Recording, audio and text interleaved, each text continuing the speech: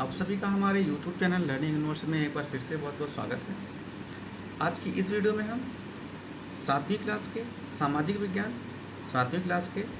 विज्ञान के वर्कशीट 3 जो कि 23 जुलाई के लिए है उसको सॉल्व करेंगे। बच्चों, आपको पता है आपकी जो वर्कशीट्स आ रही हैं सामाजिक विज्ञान में यह भूगोल से संबंधित है। आपकी जो भूगोल की पुस्तिका है उससे है।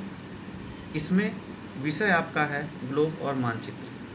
आपको पता होगा कि जब भी हम भूगोल का अध्ययन करते हैं, भूगोल में पृथ्वी का अध्ययन करते हैं या किसी स्थान विशेष का अध्ययन करते हैं तो हमें ग्लोब और मानचित्र की ज़रूरत पड़ती है। तो इसके बारे में चलिए शुरू करते हैं इस वर्कशीट को और आगे देखते हैं क्या दिया गया है।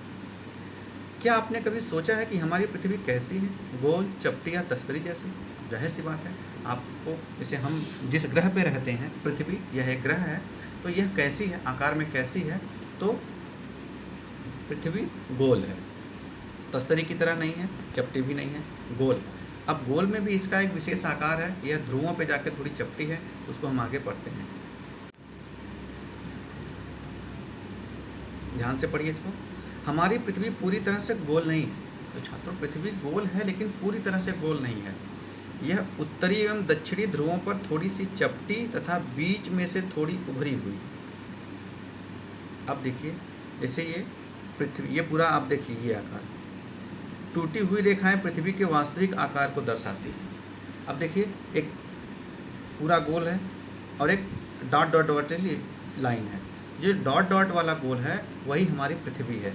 कहने का मतलब ये देखिए, ये जो गोल है ऊपर का, ये यहाँ से ऐसे हो जा रहा है और ऐसे हो जा रहा है, लेकिन पृथ्वी यहीं थोड़ी चपटी है और चपटा होने के कारण इसका ये वाला जो भाग है, ये साइड का, ये उभरा हो जाता है, यानी निकल जाता है।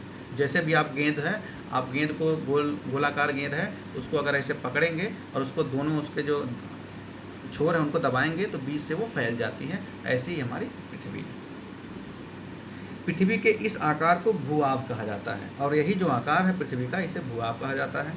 लेकिन पृथ्वी का यह चपटापन उत्तर व दक्षिण ध्रुवों पर ना के बराबर है। अब चूँकि पता है छात्रों, पृथ्वी बहुत बड़ा ग्रह है, तो उसका जो ये चपटापन है ये दूर से देखने पे एकदम नगण्य दिखाई देता है। इसीलिए पृथ्वी को लोग गोल मानते हैं, क्योंकि यह ना के बराबर है और लगभग 21 किलोमीटर ही। अब पृथ्वी जो है, आपको पता है पृथ्वी का विषुवतीय व्यास कितना है? 12,776 किलोमीटर। तो इतना किलोमीटर इसका विषुवतीय व्यास है, यानी ये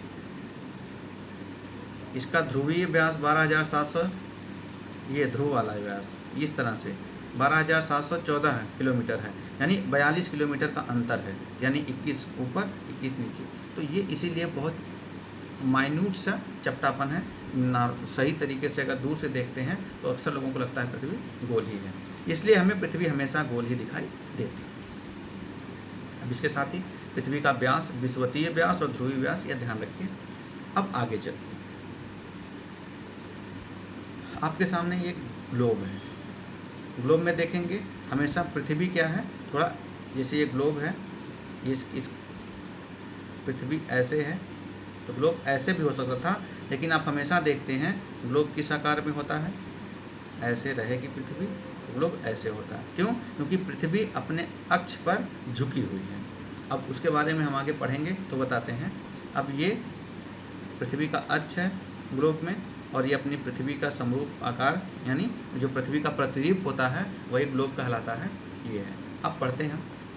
ग्लोब पृथ्वी का लघु रूप में एक वास्तविक प्रतिरूप है। यानी क्या है? लघु रूप में, मतलब छोटे आकार में पृथ्वी का एक प्रतिरूप है। पृथ्वी पे जो जो चीज़ें हैं दुनिया में, जैसे जहाँ महासागर हैं, जहाँ पे महाद्वीप हैं, जहाँ पे सागर हैं, जहाँ पे छोटे छोटे द्वीप हैं, ये सब चीज़ें दर्शाई गई। ग्लोब विभिन्न आकार प्रकार के होते हैं। पॉकेट में रखने वाला भी होता है, बड़े आकार का, गुब्बारे का, बहुत बड़े आकार का ग्लोब भी होता है।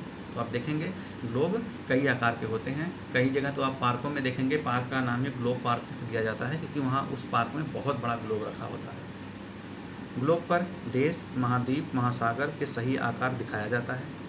ग्लोब सुई के चारों ओर पृथ्वी की भांति पश्चिम से पूर्व की ओर घुमाया जाता है, यानी ऐसे ऐसे घुमाया जाता है, ऐसे ऐसे घुमाया जाता है।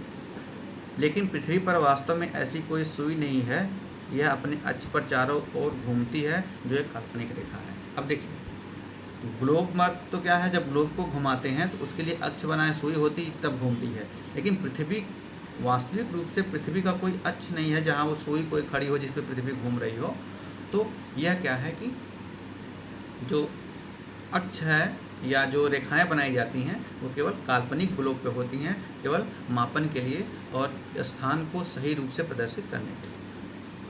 अब आपके सामने गतिविधि एक करनी है। गतिविधि क्या है, एक ग्लोब को ध्यानपूर्वक देखिए, उससे आपको क्या क्या दिखाई देता है उन्हें लिखना है बच्चों। आप ग्लोब को देखिए और आपको ग्लोब में क्या क्या दिखाई पड़ता है वो आपको लिखना है। जैसे ग्लोब में आपको क्या दिखाई पड़ेगा, आपको पर्वत भी दिखाई पड़ेंगे, महासागर भी दिखाई पड़ेगा, सागर भी दिखाई पड़ेंगे, महाद्वीप भी दिखाई पड़ेगा, मरुस्थल भी दिखाई पड़ेंगे। तो ये सब चीज़ें आपको लिखना है। अब आगे दिए हुए संकेतों से विभिन्न आधार पर पृथ्वी तथा ग्लोब में अंतर बताना है बच्चों। आपके देखो कुछ संकेत दिए गए हैं, इन संकेतों को चुनकर पृथ्वी और ग्लोब में आपको अंतर बताना है। तो आधार क्या होना चाहिए पृथ्वी और ग्लोब में, तो देखिए पृथ्वी क्या है, पृथ्वी एक ग्रह है जिस पर हम रहते हैं, यहाँ लिखेंगे पृथ्वी क्या है, एक ग्रह है। ग्लोब क्या है, लघु रूप में पृथ्वी का वास्तविक प्रतिरूप, यानी क्या है, पृथ्वी का प्रतिरूप है। आप पूरा लिखेंगे बच्चों, लघु रूप में पृथ्वी का वास्तविक प्रतिरूप। आकार पृथ्वी का कैसा है, भूआब। पृथ्वी का आकार कैसा है, ये भूआब। आपने देखा, फिर से देख लीजिए, पृथ्वी का आकार कैसा है, भूआब। भू ग्लोब गोलाकार।